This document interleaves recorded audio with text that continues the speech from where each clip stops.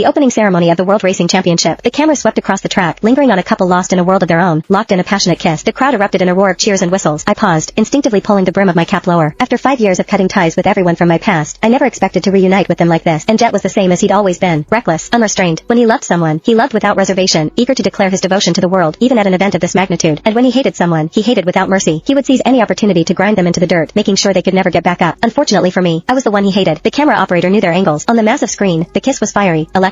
Anyone watching would assume they were a couple deeply in love. The woman in Jet's arms, Vivian, was a vision in a stunning red dress, her gaze confident, almost defiant, as it swept over the crowd. She was a world away from the timid, shrinking girl I remembered from 5 years ago, the one who couldn't even meet my eyes. Time is a strange and powerful thing. In just a few short years, it had reshaped everything. I lowered my gaze, about to turn and leave, when the man's lazy voice echoed from the speakers, filling the entire stadium. That's right. This is my wife. I brought her here because I wanted her to share this honor with me. Why else? Jet's laugh was wild and free. Because she's worth it, of course. My body went rigid. His cruel, sharp words from the past echoed in my ears again, and the old scars, long since healed, began to ache with a faint, phantom pain. I touched the jagged, terrifying marks on my wrist, and my mind drifted back to a summer day, 10 years ago. That was the day I first met Jet, a 15-year-old boy, curled up in a corner by the dumpsters like an abandoned stray cat. A long, gaping wound on his wrist was bleeding profusely, staining the pavement crimson. I took him home. Back then, Jet was plagued by a profound world weariness, tormented by depression and bipolar disorder until he was a ghost of a person. His father was in prison for gambling, his mother had run off with another man, and his relatives passed him around like an unwanted burden. His life had started to wither before it had even begun. Perhaps it was because we were kindred spirits, broken in similar ways. Even when he cursed me with venomous words for meddling, even when, in a fit of madness, he bit clean through the palm of my hand, I never once thought of giving up on him. I spent 5 years pulling that sullen, self-destructive boy back into the world of the living. Jet told me I was his son. He knelt before me, placing a simple silver band on my finger, a ring he'd earned by hauling 100 bags of cement at a construction site. Rhea, he'd promised, his voice thick with emotion, I'll never try to die again. From now on, every single day, I'll live for you. In my innocence, I believed we would be happy forever. Until the year we graduated from college, when a distant cousin of mine, a daughter from a remote branch of the family, found her way to us. The girl wore ill-fitting rags, and the skin visible beneath them was a tapestry of purple and blue bruises. She looked up at me timidly and asked if she could stay for a little while. My heart went out to her. My cousin's daughter, Daisy, grew up in a cramped, oppressive mountain village. Her mother died young, and her father was a violent alcoholic. Just after her 16th birthday, he'd eagerly sold her to the village chief's idiot son for a couple of grand. She had fought her way here to escape that hell. I couldn't possibly send her back, so I took her in, just like I had taken in Jet. But this time, my kindness was not rewarded. It became the single biggest regret of my life. We hear today is also your wedding anniversary. Are you planning to give your wife the champion's trophy as a gift, Mr. Jet? A gossip reporter asked, thrusting a microphone towards Jet's lips, his eyes gleaming with the hunger for a viral headline. The explosive question silenced the entire stadium. Jet's smile was nonchalant. Why else would I bring her here? He retorted. She's the treasure I hold in the palm of my hand. I couldn't let her come all this way for nothing. The man's arrogant confidence sent another wave of cheers through the crowd. The reporter, knowing he had his story, was trembling with excitement. Wow, Jet, the devoted husband, lives up to his reputation. To have such an exceptional man dote on you for 5 straight years. Do you have any secrets to share? The reporter turned the microphone. Would you care to answer, Ms. Vivian Chen? Vivian Chen. I froze for a second. It took me a moment to realize who they were talking about.